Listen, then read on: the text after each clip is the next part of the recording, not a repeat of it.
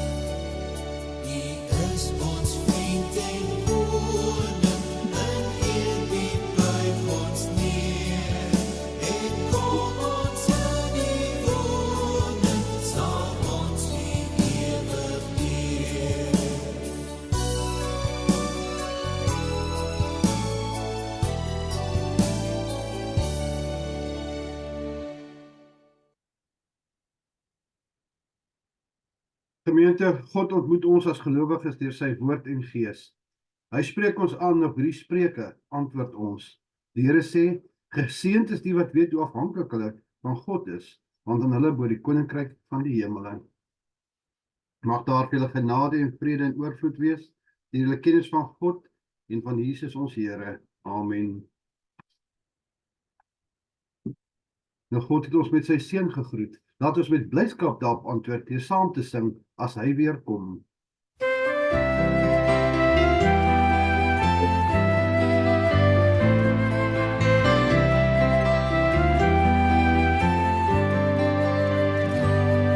As hy weer kom haal hy sy kinders, al sy kinders wat in hom glo om by hom te wees. Ja, ons wag op die Here en ons sing tot sy ere. Ja, hy kom weer verseker om ons te kom haal.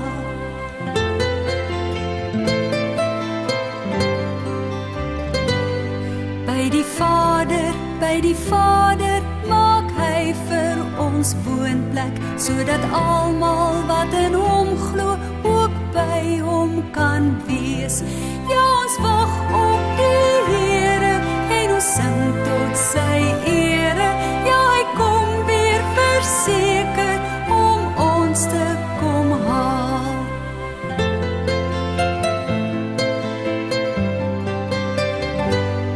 Hy is die weg en hy is die waarheid, die lewe vir elkeen, sodat almal wat in hom glo vir ewig sal leef. Ja, ons wag op die Here en ons sing tot sy ere. Ja, hy kom weer verseker om ons te kom haal.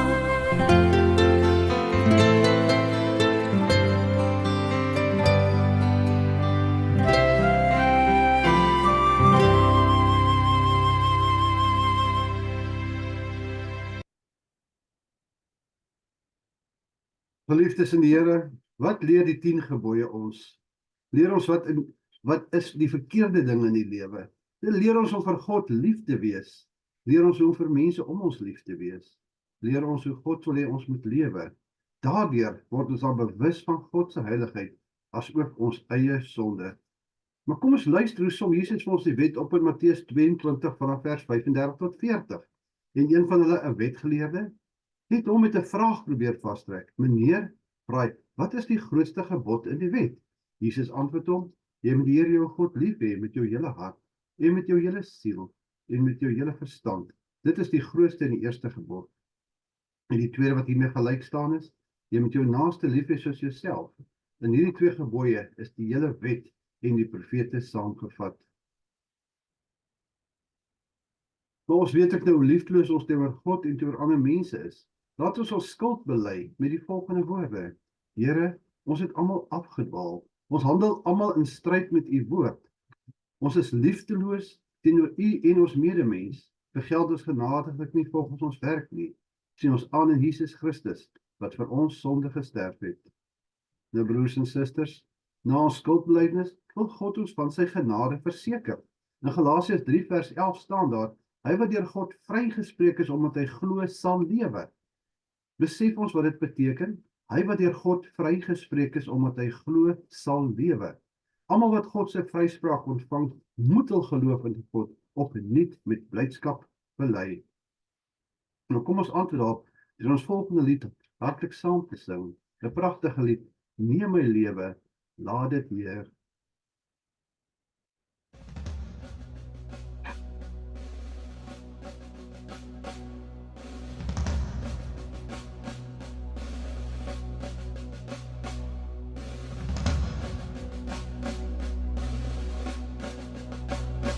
Neem my lewe, laat dit Heer. U gewy wees meer en meer. Laat my hart gedurig juig en van dankbaarheid getuig. Neem my hande, maak ons sterk, diensbaar in u goeie werk. Neem my voete, skoei Heer, met bereidheid tot u eer. Neem my stem en laat my sing, aan u Heere hulde bring. Laat my mond die boodskap dra, hul sal vind wat na u vraag.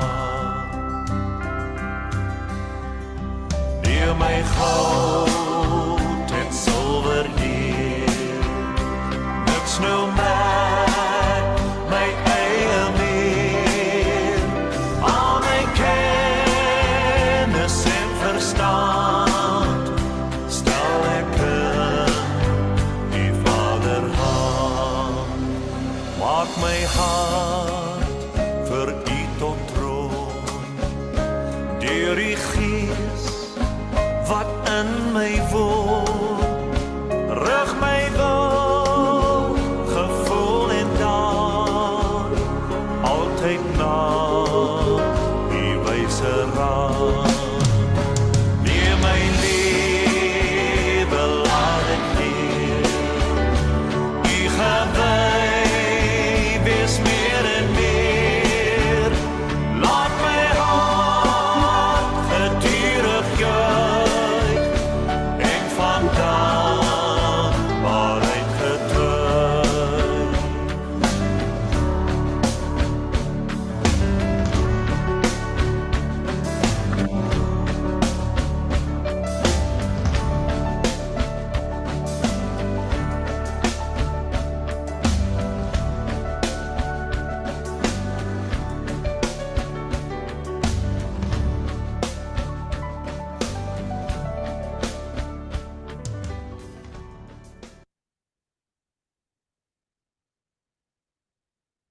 Kom ons sluit ons oë en ons bid tot ons hemelse Vader. Ons almagtige Heer en hemelse Vader, Here, ons dankie dat ons weer vanoggend by mekaar kan kom. Ons dankie vir die wonderlike voorreg, hierdie wonderlike geleentheid om tyd te maak vir u woord, Here. In 'n wêreld wat gejaag is, 'n wêreld waar soveel ander dinge prioriteite geniet, en waar 'n wêreld vir ons as Christene wil vertel, daar is nie tyd vir julle nie. Here, ons kyk wat om ons aangaan, ons sien dinge raak, maar as ons net kyk na die verkeerde dinge, sal ons nie u goedheid raak sien nie. Sal ons nie dit raak sien, waar soveel mense nog steeds u as ons verlosser aanvaar, Here, en dag na dag volgens u wil lewe nie. Here, open ons oë om dit te sien. Open ons oë vir die goeie dinge in die lewe, dit wat saak maak, Here. dit wat om ons aangaan, dit wat U vir ons gee, Here, onverdienstelik geniet. Here, ons kan nie werk daarvoor nie. Ons kan nie dinge aftik op 'n lysie om te sê ons is nou reg nie. Ons ontvang alles deur U genade, Here. Want U is lief vir ons en Here, U is goed vir ons. En U het die volle prys betaal vir ons sondes. Here, wat 'n wonderlike genade is dit nie. Maar laat ons leef volgens U wil. Laat ons U naam bely, Here. U as ons verlosser, U wat vir ons 'n woonplek in die hemele by mekaar gaan sit het, Here, of by gemaak gedoen het. Ons dank U daarvoor, Here. Ons dank U vir U woord wat ons versterk. Ons dank U vir U teenwoordigheid deur die Heilige Gees wat ons lei. Here, U weet ons verdien dit nie, maar ons smeek dit enkel uit genade. Ons dank U, Here. Dank U vir wat U vir ons gee. En soos ons pas gesing het, neem ons lewe, laat dit, Heer, U gewy wees, meer en meer. Amen.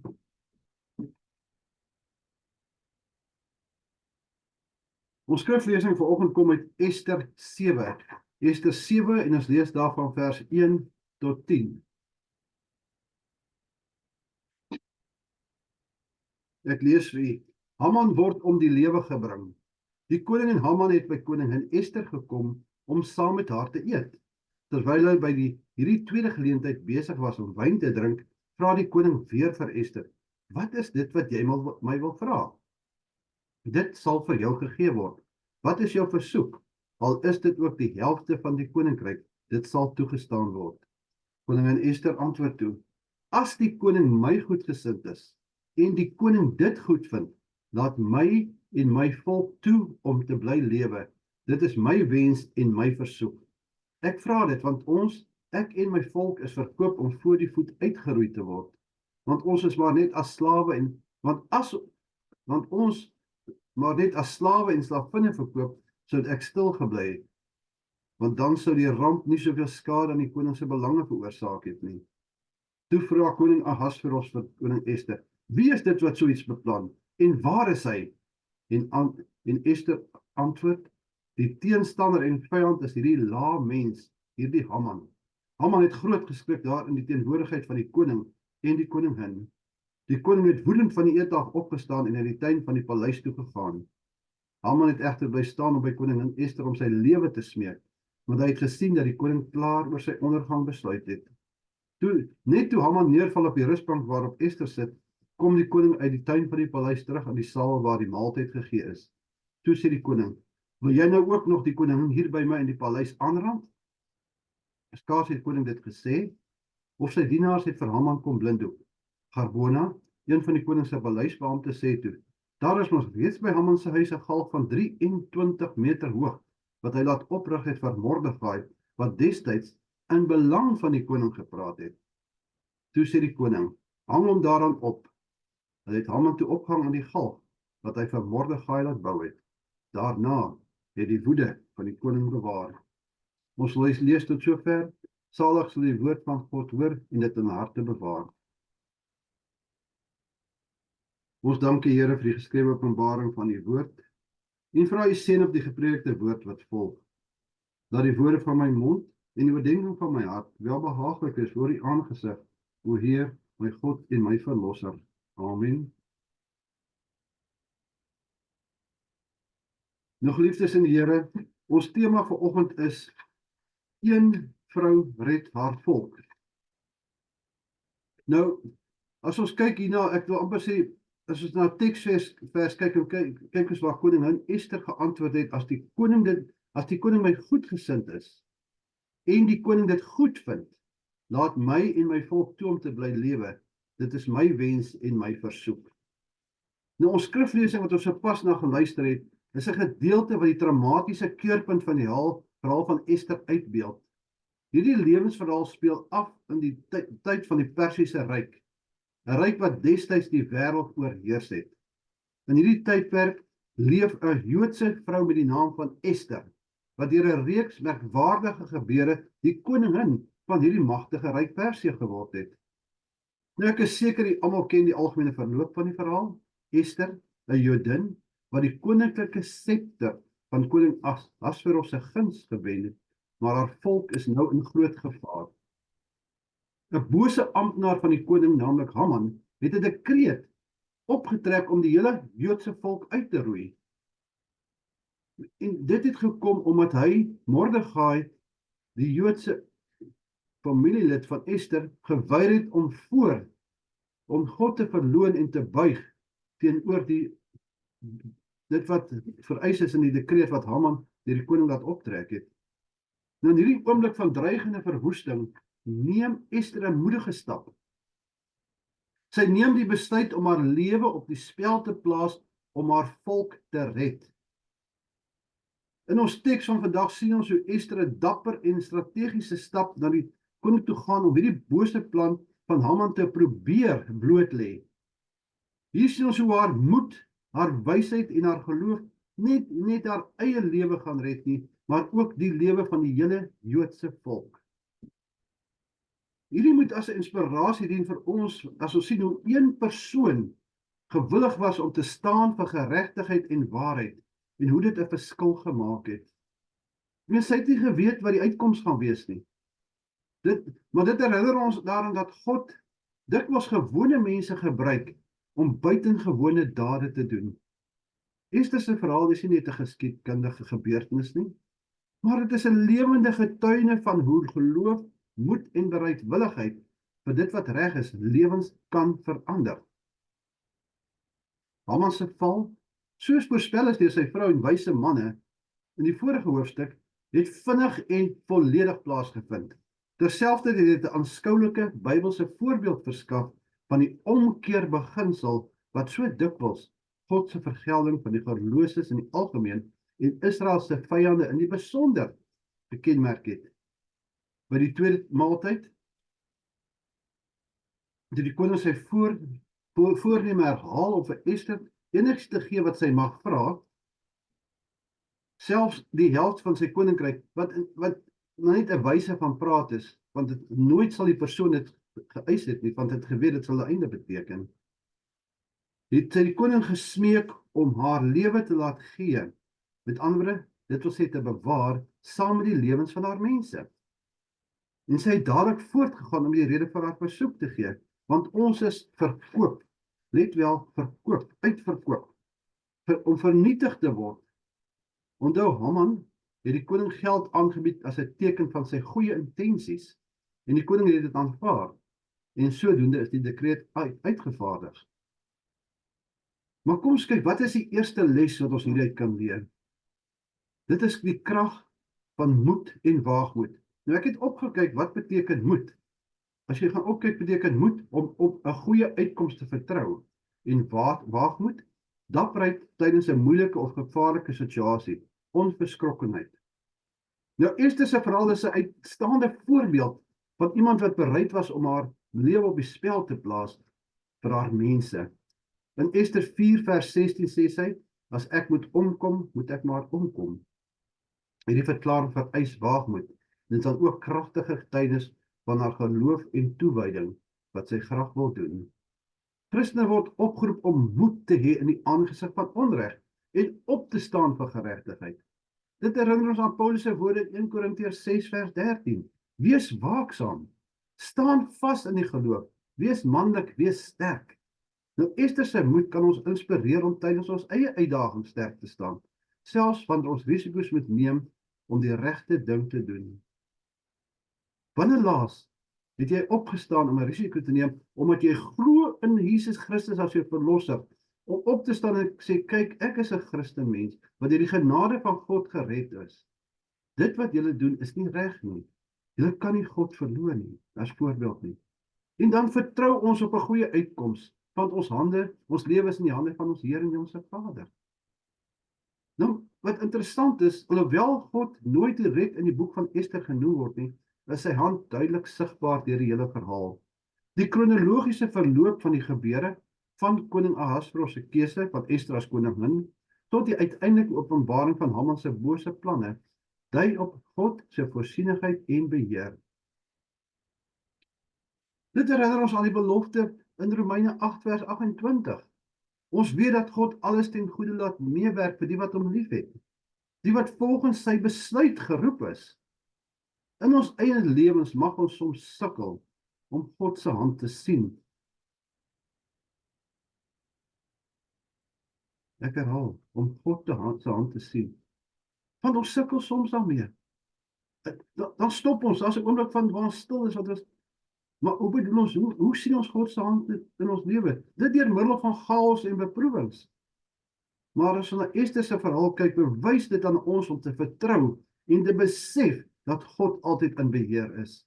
Hy is altyd aan die werk, wat ons miskien mag dink is agter die skerms, maar hy is daar om sy groot raadsplan te laat geskied. Dit wat hy bepaal het, wat sal gebeur. Dan verkeerd die verhaal wat kan omgekeer word. Die straf van Haman is weer 'n kragtige les oor die uiteindelike triomf van geregtigheid. Haman, wat met arrogansie en boosheid opgetree het, word uiteindelik tereggestel op die galg wat hy vir Mordegai opgerig het. Hierdie ommekeer is 'n duidelike bewys dat onreg en bose dade nie ongestraf bly nie. Psalm 37 vers 28 sê, want die Here het die reg lief en sy troue dienaars verlaat hy nie. Hulle sal altyd behoue bly, maar die nageslag van die goddelose sal uitgeroei word. Besef julle dit wat hierdie vers beteken, dit wat dit vir ons sê. Hierdie vers verseker ons dat God regverdig is en dat geregtigheid sal seëvier. Dit bevestig dat om regverdig te leef en ook te vertrou op God, wat die uiteindelike regter is, die enigste weg is vir ons lewens. Daar's nie ander nie. Daar's nie ander weg nie. Die ander weg is die pad van vernietiging, die pad van die goddelose, wat hier staan sal uitgeroei word. Nou, maar kom ons kyk na die ander kant. Ester en Mordegai handhaaf hul integriteit en eerlikheid deur die hele verhaal. Hulle bly getrou aan hul geloof en beginsels, selfs in die aangesig van groot gevaar. Hierdie karaktereienskappe is van kardinale belang vir elke Christenmens. Spreuke 11 vers 3 sê, die opregtheid van eerlike mense bepaal hul koers. Die valsheid van die onbetroubares bring hul ondergang. Som dit nie hierdie verhaal van Ester op nie? In 'n wêreld waar mense se integriteit dikwels onder verdenking is, roep Ester se verhaal ons op om standvastig te wees, in ons eerlikheid en goeie integriteit te handhaaf. Ons lewens moet 'n weerspieëling wees van ons geloof, asook ons waardes ongeag die omstandighede. Ester moes die regte oomblik kies om haar versoek aan die koning te rig. Sy het gewag tot die tyd volmaak reg was om haar versoek bekend te maak, wat wysheid en geduld vereis het. Dit is 'n les in die belangrikheid van God se tydsberekening. Alhoewel sy die koning aanvanklik genader het, gesê het, as ek moet omkom, sal ek omkom, want sy kon nie net na die koning toe gaan sonder dat hy na haar vra nie. Want dit kan haar dood beteken nie. En die koning Ahasveros was haar goedgesind, en hy het haar nader laat kom. Nou Prediker 3 vers 11 herinner ons daaraan, elke ding het sy vaste tyd. Elke ding in hierdie wêreld het sy tyd. Ons moet leer om op God se tydsberekening te vertrou, en nie haastig of onbesonne op te tree nie. Ester se geduld en wysheid in die hantering van hierdie situasie herinner ons om in gebed te wag op God se leiding en sy tydsberekening vir ons lewens te respekteer. Maar ons moet ons voorberei vir dit wat ons wil vra. Dit is nie maar net nog getrof, ons gaan aan en kyk wat gebeur nie. Nee. In gebed vra ons, smeek ons die Here om ons te help en te lei. Ons nader tot hom en ons versoek wat ons dink belangrik is. Maar ons wag en vertrou op sy tydsberekening, op wat hy goed vind vir ons lewens, want hy weet wat is reg vir ons. Hy weet wat het ons nodig. En dit bring ons by die ding van die krag van gebed en vas in hulle tyd. Alhoewel dit nie in Ester 7 genoem word nie, het Ester en die Jode voor hierdie gebeurtenis gevas en gebid in Ester 4. Hierdie aksies het 'n diep geestelike betekenis en wys die krag van gebed as 'n geloofaksie om God se hulp en leiding te soek in tye van nood. Vas was 'n belangrike deel van godsdienstpraktyke in daardie dae. Dit was deel van hulle godsdienstige deel wat hulle gedoen het. God het selfs in Matteus 17 vers 20 gesê, as julle maar geloof het so groot soos 'n mosterdsaadjie, sal julle vir hierdie berg sê, gaan staan daar aan die ander kant, en hy sal gaan. Nik sal vir julle onmoontlik wees nie. Geliefdes in die Here, hierdie vers wys aan ons die geestelike krag wat vrygestel word deur gebed en vas. Dit is 'n kragtige deel van Christen wees wat ons nader aan God bring en sy ingryping in ons lewens bevestig. En dit is presies wat hier gebeur het. Toe Ester Haman uitgewys het as die teenstander en die vyand, het dinge skielik en vinnig tot 'n einde gekom. En hierdie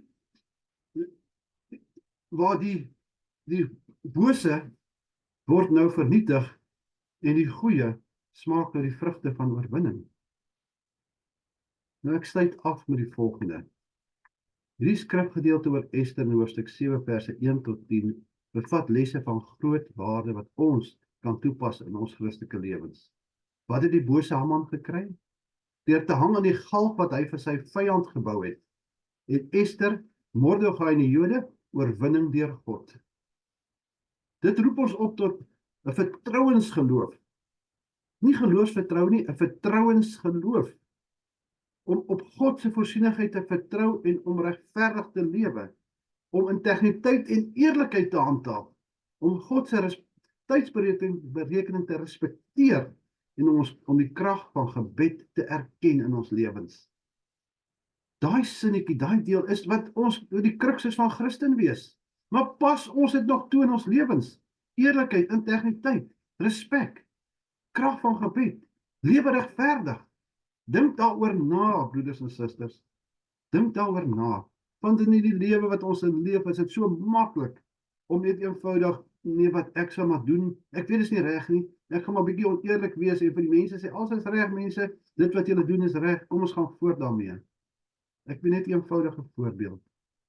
Nou weet jy nie, dis teen jou beginsels, dis nie reg nie, stap weg daarvan af. Soos ons hierdie lesse in ons lewens integreer en deel maak, sal ons sien hoe God deur ons werk om sy doel met ons te bereik en sy koninkryk op hierdie aarde verder te vestig en uit te bou. Onthou, een vrou deur God se voorsienigheid red haar volk. Hoeveel te meer doen hy nie vir elkeen van ons elke dag in ons lewens nie? Sien ons dit nog raak? Sien ons dit nog raak dat een persoon so verandering kan doen deur op God te vertrou? Laat hierdie gedagte saam met ons wees in hierdie week wat voorlê. Amen. Kom ons bid saam. Vader, Seun en Heilige Gees. Here, dankie vir hierdie wonderlike verhaal van Ester, wat in die tyd afgespeel het, lank gelede, Here, maar tog so vars en so toepaslik is vandag in ons lewens soos enige ander tyd. Here, hier's waardevolle lesse in. Hier's weer dinge wat raak in ons siel, Here, raak in ons binneste. En wat ons, ek wil amper sê, knaag aan dit wat ons so maklik, eenvoudig net te rus te laat. Here, help U ons, lei U ons om te leef soos wat U wil hê ons moet leef. Here, laat ons optree in regverdigheid, billikheid, eerlikheid.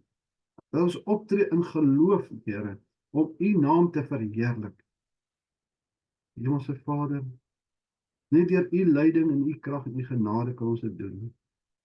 Maar ons kom ook vanmôre, Here, en U weet ons staan skuldig voor U. Ons is sondige mense, Here, wat oortree en wat verkeerd doen. Vergewe ons sondes, Here. Vergewe ons sondes en verwyder dit ver weg van ons af. Want Here, U sê, as ons voor U pleit en om vergifnis smeek, dink U nie meer daaraan nie. En ons dank U, Here, vir U genade. Here, ons wil ook vanmôre vir al ons geliefdes toe vertrou, smeek en bid vir hulle beskerming, Here. Die wat naby ons is en die wat ver is, Here, maar wat altyd naby aan U is, maak nie saak waar hulle is nie. Here, wees met ons geliefdes. Lei ons, behoed en bewaar ons in die week wat voorlê, Here. Help ons om U naam in ons hart rond te dra en elke dag U te erken as ons verlosser. Elke oomblik van ons lewe, Here. Lei ons, behoed en bewaar U ons, Here. Ons vra vir U volkome beskerming in ons lewens. Gaan met die wat siek is, Here, die wat in nood verkeer, die wat nie weet herwaarts of derwaarts nie, Here. Die wat absoluut in die duisternis verkeer en geen lig sien nie. Laat U lig vir hulle skyn, Here. Laat U lig in hierdie wêreld skyn, dat ons dit kan sien, dat ons kan weet, U is ons God. U is ons verlosser. U is die Heilige Gees wat ons lei. Amen. Ons laaste lied vanmôre is die pragtige lied deur Piet Smit, die oorwinningslied, wat ek toe heel na geluister het weer, dink dit is so toepaslik op dit wat ons vandag gehoor het.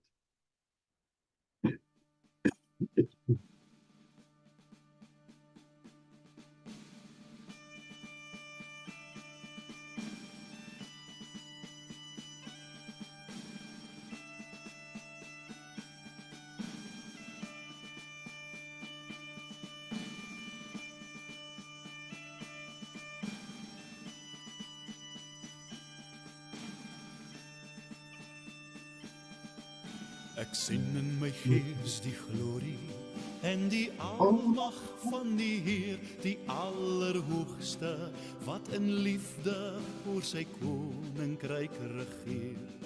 Hy het beloof aan die einde, op die wolke kom hy weer. Hy is koning, hy regeer. Loof hom, prys hom, halleluja. Loof hom, prys hom, halleluja. Loof hom, prys hom, halleluja. Hy is koning, hy regeer.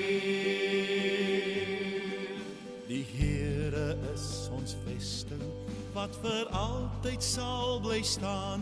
Hy beskerm elke mens wat in geloof na hom toe gaan. Hy is ons skuiling, hy is ons wapen, hy het die vyand reeds verslaan. Hy is die rots wat ewig staan. Loof hom, prys hom, halleluja. Loof hom, prys hom, halleluja.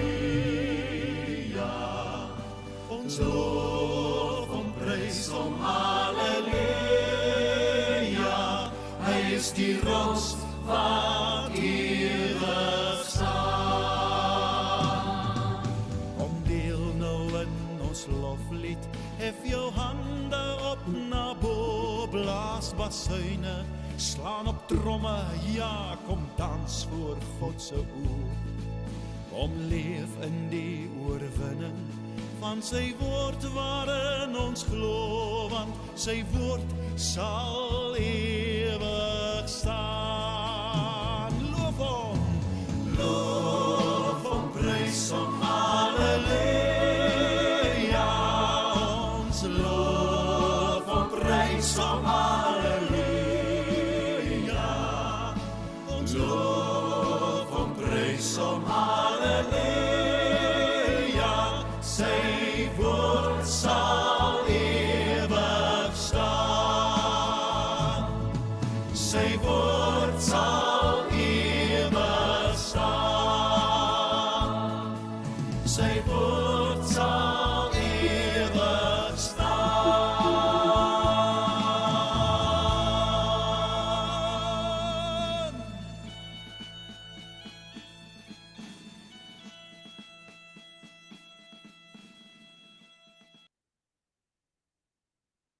Ontvang die seën van die Here en gaan in vrede.